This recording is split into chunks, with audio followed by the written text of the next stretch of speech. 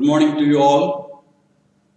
We are now looking into the third topic of Unit 2, Hybridoma Technology, production of monoclonal antibodies. Okay, so myself, Professor S. Krupanidhi, in the Department of Biotechnology, Vignan's Foundation for Science, Technology and Research, Andhra Pradesh, India, giving a series of talks, of which this is the one.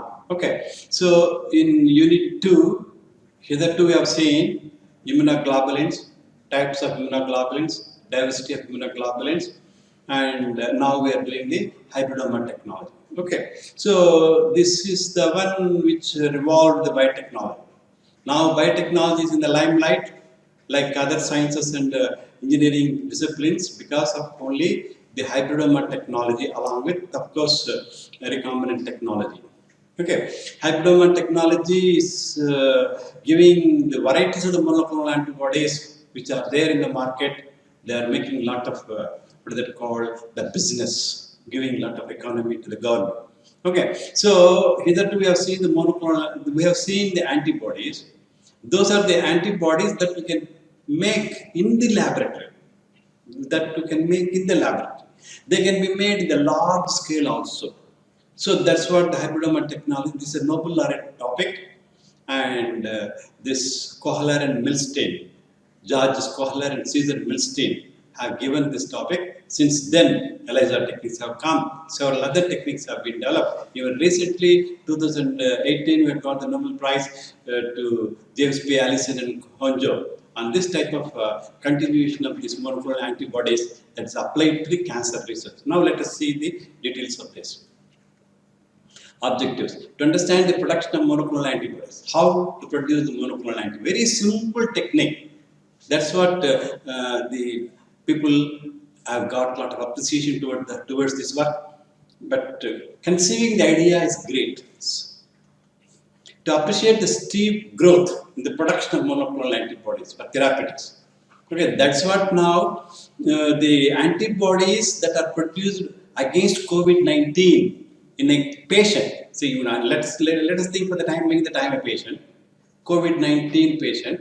I am now recovered. Okay, my blood is having, my serum is having antibodies against COVID-19. They are monoclonals only. Okay, so those antibodies are being given for therapy as plasma therapy. So now I am recovered. Okay, so convalescent serum is taken and given. That's what monoclonal antibodies are having enormous potential, particularly in therapeutic for health reasons. So now let us see the expected outcomes among the learners once they go through this topic. The protocol for the production of monoclonal antibodies will be known. This learners have to by heart it. And the uses and applications of monoclonal antibodies will be known. Uses and applications. Plenty of uses, both in diagnostics and also in the therapeutic. Okay, so that's what plasma therapy nowadays we are speaking. It is therapeutic. And applications are ELISA techniques. ELISA techniques, even rapid blood test kit. There is also through the monoclonal antibody. Rapid blood test kit for the COVID-19 that is being shown. There is also through the monoclonal antibody techniques on ELISA technique. Now let us see animated video on this monoclonal antibody. Coursing through your blood right now are immune molecules called antibodies. Antibodies protect you from a number of threats, like bacteria, viruses, and even cancer. Antibodies can also be made in the lab and used to treat cancer. These are called monoclonal antibodies. Antibodies have a distinct shape that allows them to bind to precise targets called antigens, which they match like puzzle pieces. Antigens are found on the surface of harmful invaders. By binding to an antigen specifically and tightly, antibodies mark their target for destruction by the immune system. Monoclonal antibodies used to treat cancer work the same way. The drug Herceptin, for example, is a monoclonal antibody that binds to an antigen found on breast, ovarian, and other cancers. Immune cells see Herceptin bound to this antigen and engulf the cancer. A second way that Herceptin works is by blocking a needed growth signal. Without this growth signal, the cancer cell starves.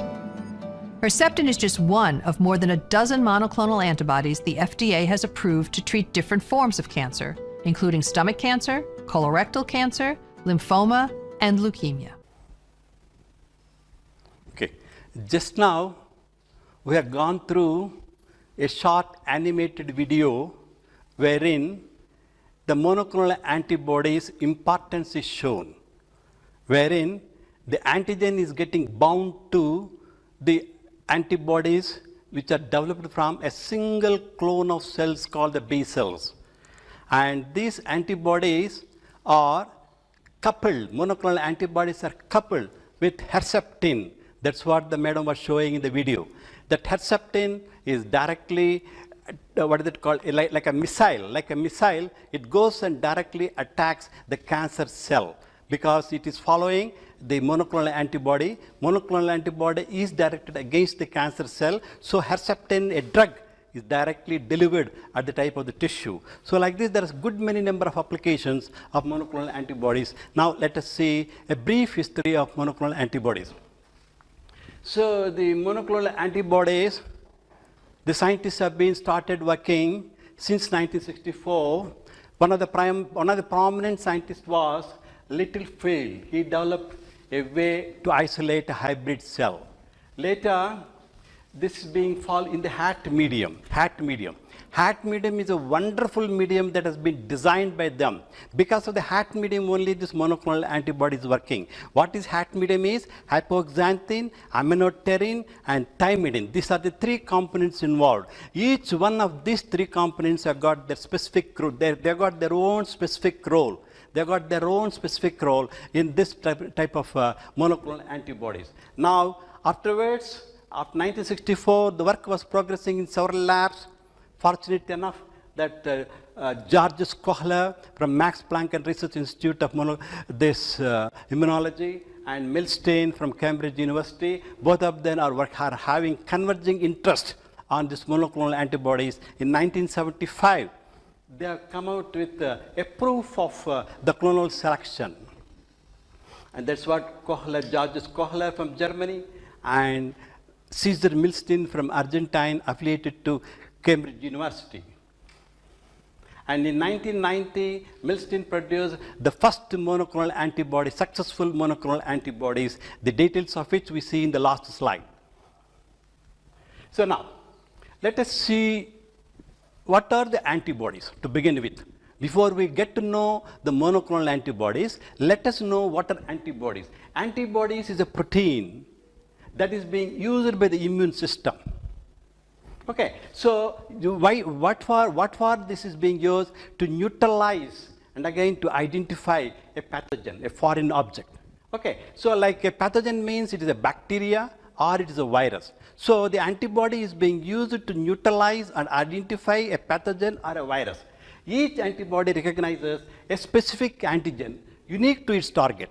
So we have got as many number of stars in the sky, even more number of immunoglobulins are present in our system. We are having the potential to make even more number of the stars in our particular system. That's what immunoglobulin diversity. So this is what this structure of this immunoglobulin, and this is what about the antibody. Now let us come to the monoclonal antibody definition. Monoclonal antibodies are abbreviated as MAB, small m, capital A, B, MAB. Okay, so they are the antibodies that are identical. That means whatever the monoclonal antibodies, we are having around 5,000 monoclonal antibodies, all of them are ditto. They are identical. They are identical because they are developed from one clone. They are developed from one, they are identical because they are produced by one type of the immune cell, that is all clones of a single parent. That is monoclonal. So now let us see the polyclonal antibodies. Polyclonal antibodies are derived from different clones, different cell lines, and again they are made for different epitopes. Epitope means it's a part of an antigen, different epitopes. As a result, they are all polyclonal antibodies. Each antibody is different from the other antibody, though all of them look like same, like Y-shaped structure. Now let us see some of the differences between the monoclonal antibodies and polyclonal antibodies. So let us see, these are the attributes. Monoclonal attributes, one first attribute is produced by. Polyclonal antibodies are produced by plenty of B cells, many B cells, and monoclonal antibodies are produced by single B cell clone. And with regard to the attribute bind to, polyclonal antibodies have got multiple epitopes of all antigens are used in the immunization. With regard to the monoclonal antibodies, single epitope is being used from a single antigen. And with regard to the antibody class, a mixture of different antibody classes are being produced. That's what they're isotypes. With regard to these monoclonal antibodies, all are of a single type of antibodies, antibody class, that is IgG. Then antibody binding sites, a mixture of antibodies with a different binding sites. That's what is the different epitopes. That's what we have been telling the polyclonal antibodies. They are made from the antigen having multiple epitopes. So the antibodies are made for each of the epitope. So that's what here, antibody binding site, a mixture of antibodies with different binding sites. And now with regard to the monoclonal antibodies, all antibodies have got the same antigen binding site. That's what they're said to be the monoclonal, having a specific function. And with regard to the potential for cross-reactivity, polyclonal antibodies are having high potential for cross-reactivity. If more of cross-reactivity, we are not preferring for our experimental purpose. And it is low cross-reactivity with regard to the monoclonal antibodies. We'll see the next. How is hybridoma cells formed? So hybridoma cell line is formed by the fusion of a B lymphocyte with a myeloma cell. This is the point that the learners have to concentrate. So the B lymphocyte, we are not taking here naive B lymphocyte.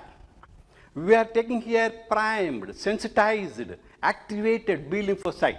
That B lymphocyte is antibody producing B lymphocyte. So that the antibody producing B lymphocyte is made to fuse in the chosen medium with the myeloma cells. Myeloma cell is again called a cancerous cell, and again it's a cancerous B cell, not some other cell. So the cancerous B cell is made to fuse with antibody producing B cell. That's what here. Again here, in the previous classes, we were mentioning about what is B. B means bursa fabricius. Bursa fabricius is a gland in the cloacal region of birds. So from there, the name B has been derived. And apart from that, there is one more way by which the B has come is, these are the cells which are derived from the bone marrow. Okay. B lymphocyte with myeloid cells. So now this is a general method. Like this, we have got 3 to 4 types of grids to show you how the monoclonal antibodies are being produced. So in this, the tumor cells, these are nothing but the myeloma cells. Okay, so we take these myeloma cells. Here there is some specificity that I am not telling here. Next slide, we'll be seeing the specificity. Now with regard to the antibody forming cells, here again there is some specificity we take from the mouse. Both the cells are made to fuse. We are making them to fuse by taking in some proportion. That also will show in the next slide, this general. Okay, so here we are going to have the hybridoma cells. These hybridoma cells are now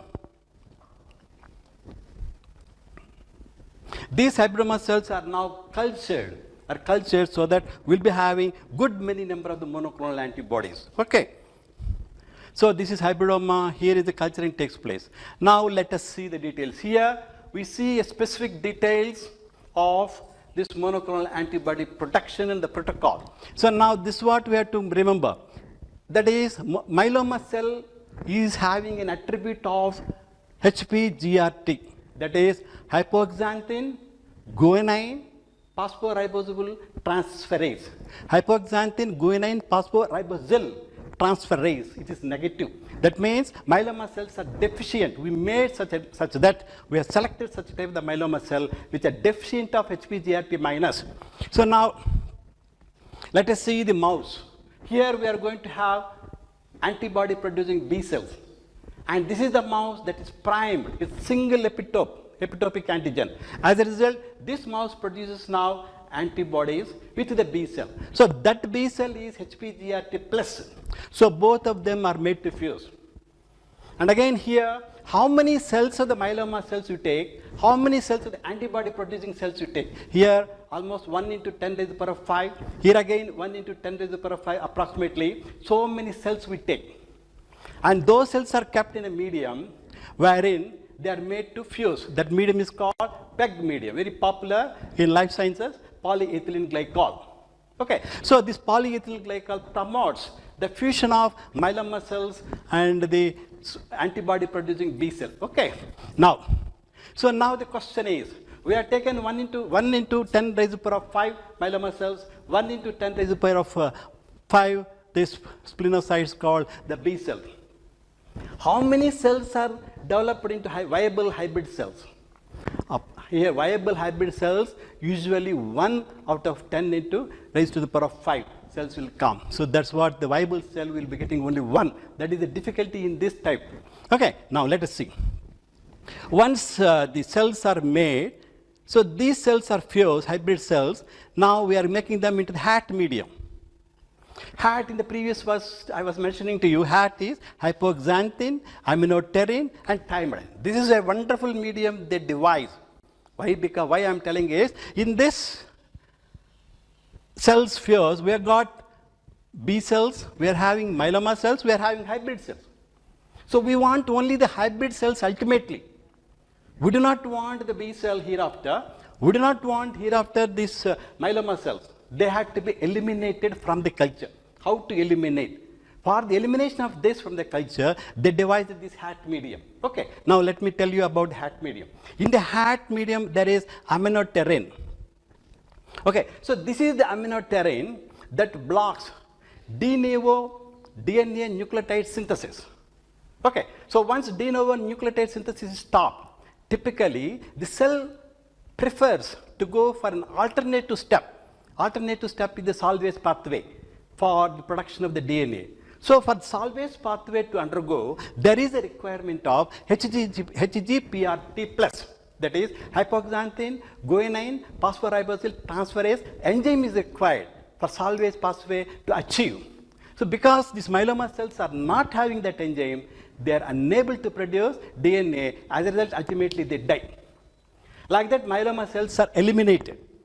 So with regard to the B cells longevity is only for 5 to 6 days, within a week. So within a week, the B cells will die. That is the lymphocyte function. Now, hybrid cells alone will survive in this HAT medium. That's what it is said to be the selection medium, selection of the hybrid cells by eliminating myeloma cells and the B cells. Okay, once this is being selected, they are cloned into where it is expanded. Here, expand for bulk production and purification of monoclonal antibodies. Here, the technique of process engineering principles that our students are studying in MS, BTech biotechnology will come into picture. So in this process engineering principles, we'll make them into multiple numbers of hybrids so that we'll be having the cultures. Apart from that, if we want to maintain temporarily this type of the hybrid cells, we can also put in the mouse abdomen. That's what ascitic fluids.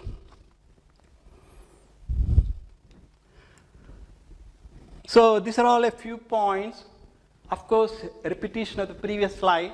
Let us see them. So the monoclonal antibodies, to begin with, we have to immunize animal, a mouse. Okay, we have to immunize the mouse with a single epitope bearing antigen. So because if we have seen the antigen in the unit 1, wherein antigen is having multiple epitopes. But multiple epitopes, we cannot work with monoclonal antibodies. We require only a single epitope. Okay, so as a result, single epitope bearing antigen, we immunize the mouse. Okay, so like this, we isolate the spleen cells. The spleen cells are having the B cells, that is bursa fabricius cells. Okay, these fuse the spleen cells with the myeloma cells. That's what we have seen in the previous slide.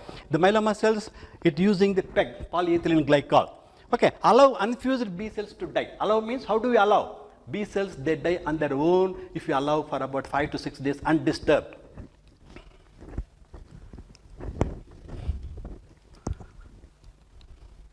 Okay, so now let us add HAT medium. In the HAT medium, there is aminoterrin. Aminoterrin kills, what is that called, myeloma cells. I told you in the previous slide, the procedure how to kill how the aminoterrin makes the myeloma cells to get away from this culture medium. Next, clone remaining cells. Okay, plate 1, plate 2 like this, screen supernatant, and again grow the chosen cells in large quantities, and now harvest antibodies. And if you are a biotech company, charge about $1,000 to $2,000 per milligram of immunoglobulins like this. The procedure is given. So here is the Cesar Milstein. He is George Kohler. Both of them have got the Nobel Prize for having done work with this type of the hybridoma technology. He is Niles Jerne. He also got the Nobel Prize along with them for a different context called clonal selection theory. Now, this is again specifically it is mentioned here. A primed B cell is HEPRT, primed B cell, and this myeloma cell with HEPRT minus. And like this, ultimately, we are going to have the version of what is this called the monoclonal antibody culture being maintained in the laboratories. So these are all a sort of pictorial thing to show you here plasma cells from immunized animal, and these are the HGPRT, that is myeloma cell, deficient myeloma cells. They are made to fuse in hat medium. Once they get fused, then there is no senescence, they continue. There is no senescence, they continue. So once the monoclonal antibodies develop, beyond that, there's a lot of work people have done. So a few of them are murine, useful for experimental purposes, and a few of them are chimeric. And that means this portion of this monoclonal antibody is useful for various biological function. This portion of monoclonal antibody is useful for various biological function. So that's what here, as we have seen the video, herceptin is being attached here. Herceptin is being attached here so that this monoclonal antibody directly goes to the cancerous cell. Herceptin is made to get released at the region of the cancer cell. This humanized immunoglobulin, it is primatized, and this is human. Like this, there was development in the production of the different monoclonal antibodies. So for cloning, we use in the laboratories the 96 well plates, and we use inverted microscopes. Both of them are there at our Ignanis University. And this is what in the video the madam has shown here. Toxins or radioactive isotopes are bound to the constant region of the monoclonal antibody. So in the previous slide I have shown this portion is called the constant region. This portion is called the variable region. That's what we have seen in the topic 1 of unit 2. Okay. Now, so the toxins, as we have seen, herceptin is made to get bound to the constant region of the monoclonal antibodies. And now when the monoclonal antibody binds to the surface of the cells, because monoclonal antibodies are specific to the cancer cell, they go directly there. So they carry along with them the herceptin. So then the radioactivity or any of these toxins get released and ultimately target the function. That's what kills this function. So like this, in this way, a cancer cell within the tumor will be killed. So there is a good market for the monoclonal antibodies. Because of these monoclonal antibodies, now the life science is in full limelight. And biotechnology is now vigorously growing all over. And now here, if you take North America, full share, more than half of the share of the monoclonal antibody income is being taken by American companies, later Europe, later Asia Pacific, other companies. Now let us see, this is what the ultimate aspect of the monoclonal antibody. We should know what is the business behind the monoclonal antibodies. So as we know, in 1975, the work on the monoclonal antibody started. In 1981, a successful test for the monoclonal antibodies have come. In 1986, please see here, OKT3. OKT3 means T is a thymic cell. 3 means thymic cell is having CD2, CD3, CD4, CD8.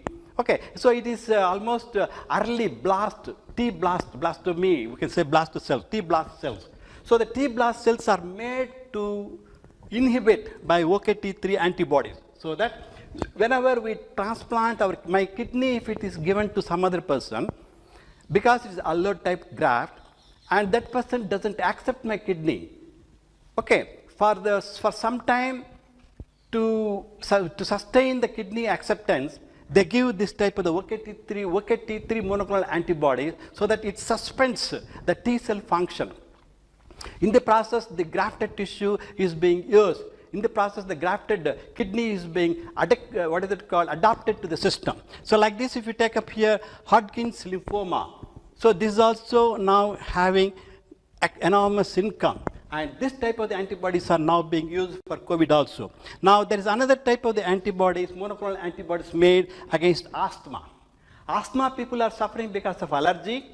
The allergy reactions are coming because of the IgE. IgE is one of the immunoglobulins which is having the least in quantity, that is immunoglobulin epsilon. Okay, so there is one more important aspect. In 2018, two people got the Nobel Prize. One is James P. Allison, the other one is Toshiko Honjo. James P. Allison from Texas, he has done the work with ipilimumab. With this ipilimumab, they have done the blockade of CTLA4, that is cytotoxic T lymphocyte antigen 4. Like this, even Toshiko Honjo from Japan, he has done the work on PD1, that is programmed death. That is, a cell is having a programmed death ligand. So like that anti-programmed death they developed, and for this also they received Nobel Prize in 2018. So with this, let us see the summary of all these 15 to 20 slides that you have seen. The primed B cell and myeloma cell are fused in PEG medium, polyethylene glycol medium. Okay, so the B cell is the one which produces immunoglobulins. Okay, if the B cell is fused with myeloma cell, then it is a perpetual cell, immortal cell. Okay, so the fused cell is made to grow in HAT medium, hypoxanthine, aminoterrin, thymidine medium. Only fused cells survive. Unfused B cells die because B cell longevity is only week time. And unfused myeloma cells die because they are unable to survive in HGPRT medium, hypoxanthine and hypoxanthine phosphoribosyltransferase transferase. Hypoxanthine guanine phosphoribosyltransferase transferase negative. They are unable to survive because the fused cells produce immunoglobulins specific to the epitope with which we prime B cell. Okay, and as the immunoglobulins are synthesized with a clone of one primed B cell, they are called monoclonal antibodies. Okay, polyclonal, monoclonal, because here monoclonal means one B cell clone of those B cells have given this monoclonal antibody. So let us have the study questions for you all to work at home. What are monoclonal antibodies? What are monoclonal antibodies? How do they differ from polyclonal antibodies? Elaborate the specific steps in the development of monoclonal antibodies. Who invented the Hybridoma technique? Okay, enlist at least 5 monoclonal antibodies released into the market for therapy. Thank you one and all. Please go through. It is one of the important topics. At least get to know minimum 10 monoclonal antibodies which are there in the market for you to appreciate the field of biotechnology. Thank you one and all.